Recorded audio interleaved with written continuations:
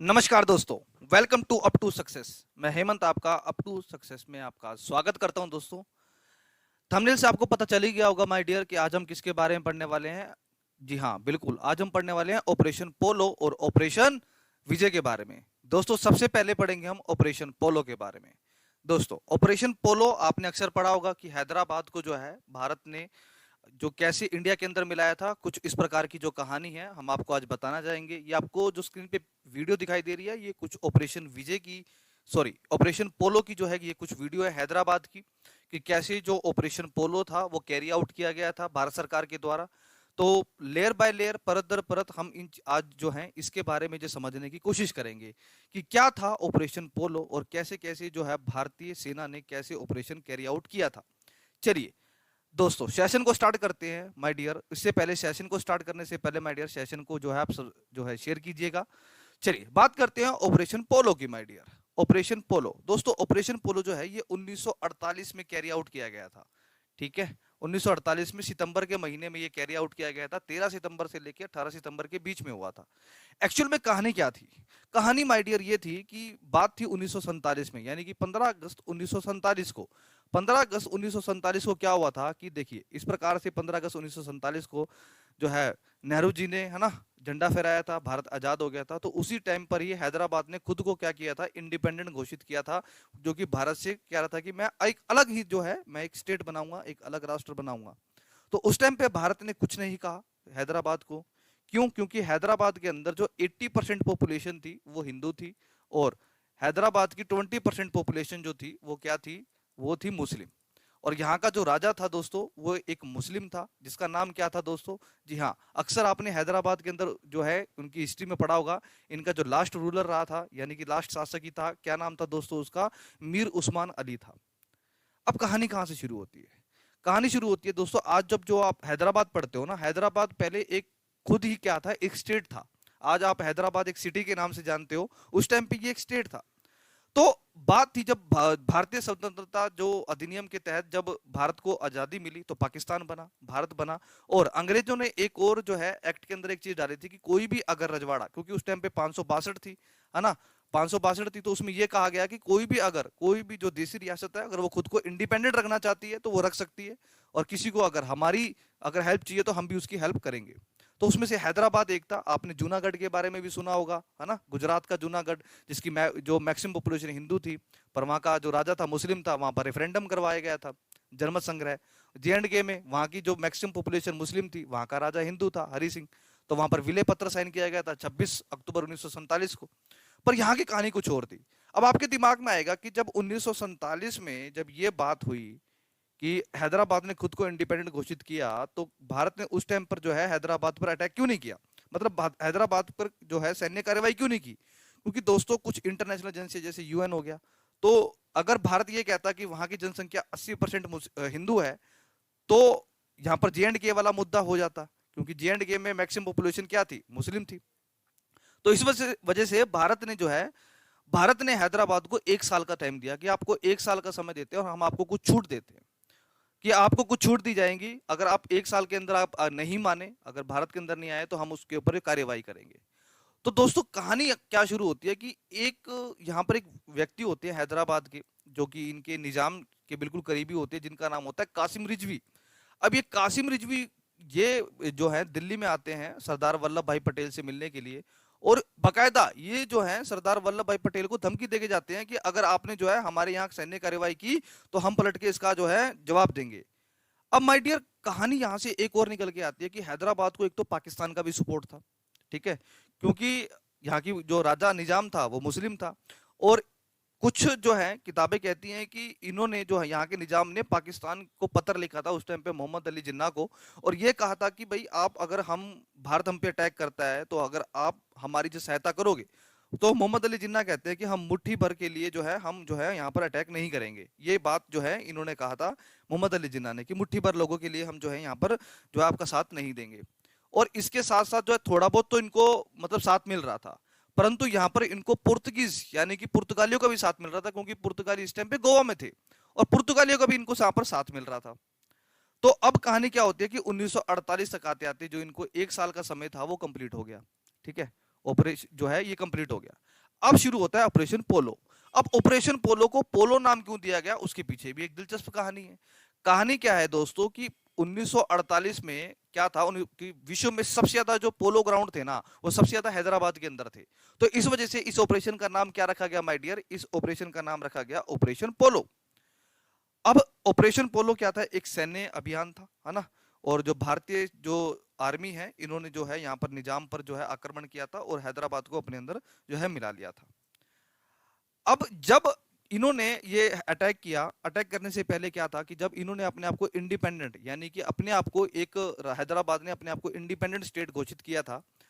तो कहानी क्या थी कि जो अपने देश के जो पहले गृह मंत्री थे सरदार वल्लभ भाई पटेल जी, उन्होंने इसको क्या कहा, उन्होंने कहा, सरदार वल्लभ भाई पटेल ने इसको एक अल्सर की संज्ञा दी थी कि हैदराबाद जो है ये अपने आप को एक इंडिपेंडेंट जो है राष्ट्र घोषित कर रहा है, ये भारत में एक अल्सर की तरह जो है काम करेगा, जो कि देश के लिए जो है खतरा उत्पन्न हो सकता है। तो इसीलिए ऑपरेशन पोलो कैरी आउट किया गया, और ये कैरी आउट किया गया, आपको अच्छे से पता है कि 13 सितंबर से लेकर कब से कब तक, 13 सितंबर से लेकर 18 सितंबर तक बीच में कैरी आउट हुआ था। सबसे पहले विजयवाड़ा के थ्रू जो है तेलंगाना के अंदर, सॉरी विजयवाड़ा यानी आंध्र प्रदेश के अंदर एंट्री किया गया था। आज का आंध्र प्रदेश है, उस टाइम पे हैदराबाद के नाम से जाना जाता था। तो यहाँ से एंट्री करते हुए 18 सितंबर को निजाम ने जो है सरेंडर कर दिया था। उन्होंने जो है कि जो सीज फायर कर दी थी कि हाँ ठीक है, हम जो है भारत के अंदर जो मिलने के लिए हमें तैयार है। और एक बात और कि जो ऑपरेशन पोलो है दोस्तों, ऑपरेशन पोलो को ऑपरेशन कैटरपिलर के नाम से भी जाना जाता है। इस बात से भी आप याद रखिएगा, अक्सर एग्जाम में ये भी पूछ लिया जाता है कि ऑपरेशन कैटरपिलर किससे संबंधित है, तो आप समझ जाना कि हैदराबाद से संबंधित है। आई होप आप ये बात समझ गए होंगे, है ना। अब माय डियर यहां से कुछ चीजें और निकल के आती हैं कि ऑपरेशन पोलो के तहत क्या हुआ, कि ऑपरेशन पोलो के तहत जो है हैदराबाद को भारत के अंदर मिला लिया गया। अब यहां से एक और चीज शुरू हो जाती है कि यहां पर क्या हुआ कि ऑपरेशन एक और विजय, जो ऑपरेशन विजय होता है, वो अब उसकी संज्ञा दी जाती है। अब ऑपरेशन विजय क्या था, अब उसके बारे में पढ़ते हैं, क्योंकि हैदराबाद तो है 1948 के अंदर मिला दिया गया। अब ऑपरेशन विजय क्या था, ऑपरेशन विजय माय डियर ये था 1961 में कैरी आउट किया गया था, क्योंकि क्योंकि अभी भी भारत के अंदर एक विदेशी ताकत थी जो भारत के अंदर थी, और उस विदेशी ताकत का नाम क्या था माय डियर, गोवा था। क्योंकि गोवा भारत के अंदर कब आए थे, आपको अच्छे से पता है कि 1498 में ये भारत में आए थे, है ना, हमारे महान भारत में। और सबसे पहला जो पोर्तुगीज था जिसने जो है, उसका नाम क्या था my dear, Vasco da Gama था। आपको अच्छे से पता होगा, पढ़ा होगा आपने वास्को डी गामा के बारे में। ये गैब्रियल नाम की शिप से जो है भारत के अंदर आया था, आपने ये पढ़ा होगा। और अक्सर एग्जाम में ये भी पूछ लिया जाता है कि वास्को डी गामा को भारत आने का जो मुख्य भूमि का रास्ता किसने दिखाया था। एक गुजराती नाविक था जिसका नाम था अब्दुल मजीद, याद रखिएगा अब्दुल मजीद। ये गुजराती नाविक था जिसने वास्को डी गामा को भारत में जो है मुख्य भूमि का रास्ता दिखाया था। और ये केरल में मालाबार तट पे आया था। उस टाइम वहां का एक राजा हुआ करता था, राजा जमोरिन। उसने जो है इसका जो है स्वागत किया था, अतिथि देवो भव किया था। और उसके तहत जो है यहाँ पर ये भारत में आया। और भारत में आने का जो सबसे बड़ा कारण था इन पोर्तुगीज का, वो क्या था, व्यापार। किस चीज का व्यापार दोस्तों, मसालों का व्यापार। अब पोर्तुगीज आए कब माय डियर, है ना, ये 1498 में आए। और सबसे लास्ट में कौन सी विदेशी ताकत गई, ये 1961 में सबसे लास्ट में भी यही गए थे माय डियर, है ना।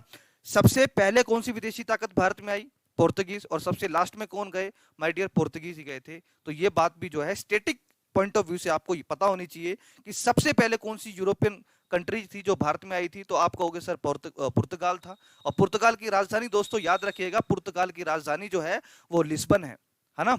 चलिए बात करते हैं ऑपरेशन विजय के बारे में। अब ऑपरेशन विजय जो है दोस्तों, ऑपरेशन विजय ये जो है 1961 में कैरी आउट किया गया था उस टाइम पे, है ना। अब ये भी एक आर्म्ड जो है इंडियन आर्मी ने यहाँ पर जो है एनेक्सेशन करा था, यानी कि यहाँ पर अटैक किया था उस टाइम पे गोवा, दमन, दीव। तो यहाँ पर जो है भारत के अंदर मिलाने की जो है कार्यवाही हुई थी। तो माय डियर अब ये जो ऑपरेशन कैरी आउट होता है दोस्तों 19 है ना, तो 1961 के अंदर ये कैरी आउट होता है। और इसके तहत जो है 1961 में जो है गोवा को भारत के अंदर मिला लिया जाता है। अब जब गोवा भारत में मिलाया जाता है तब ये भारत का स्टेट नहीं होता, याद रखिएगा। गोवा उस टाइम पे भारत का स्टेट नहीं बनाया गया, उस टाइम पे इसको जो है यूटी बनाया गया था।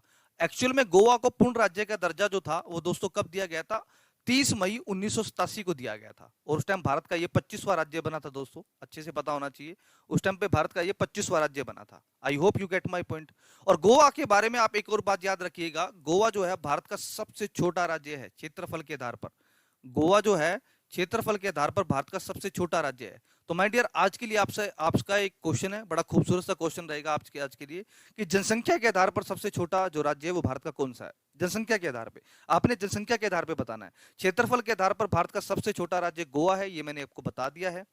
ठीक है, तो आपको ये आंसर देना है कि जनसंख्या के आधार पर भारत का सबसे छोटा राज्य कौन सा है माय डियर, है ना। चलिए, अब एक बात और मैं आपको बताना चाहूंगा कि जब 1961 में गोवा को भारत में मिलाया गया तो उस टाइम पे जो है लेफ्टिनेंट गवर्नर के रूप में गोवा को जो है किसने रूल किया था? भारतीय थे। एक गवर्नर, लेफ्टिनेंट गवर्नर एलजी जो है रिक्रूट किया गया था, जिनका नाम था कोनी रामन पलट कैनथेड। ठीक है, इनकी अध्यक्षता में जो है सैन्य प्रशासन के अधीन इसको रखा गया था। बाद में जो है आपको मैंने बताया 1987 में जो है इनको जो है गोवा को पूर्ण राज्य का दर्जा दे दिया गया था। तो ये एक कुछ इंपॉर्टेंट पॉइंट है कि पुर्तगीज जो आए भारत में आए थे, इनका मुख्य उद्देश्य क्या था? ट्रेड करने के लिए आए थे, है ना, मसालों के व्यापार के लिए आए थे। और कई बार ये पूछ लिया जाता है कि कौन से मसाले, तो दोस्तों ये काली मिर्च के लिए आए थे। तो ये भी अक्सर सीजीएल के एग्जाम में आप कभी प्रैक्टिस सेट लगाओगे, प्रीवियस ईयर क्वेश्चन लगाओगे, तो आपको उस पर वहां पर मिल जाएगा। ठीक है, कि ये किस चीज के लिए आए थे? काली मिर्च के व्यापार के लिए आए थे। तो पहले पोर्तुगीज कौन थे? वास्को डी गामा थे, 1498 में आए थे। और दूसरे पोर्तुगीज कौन थे? पेड्रो अल्ब्रेज कैब्राल, ये 1500 में आए थे।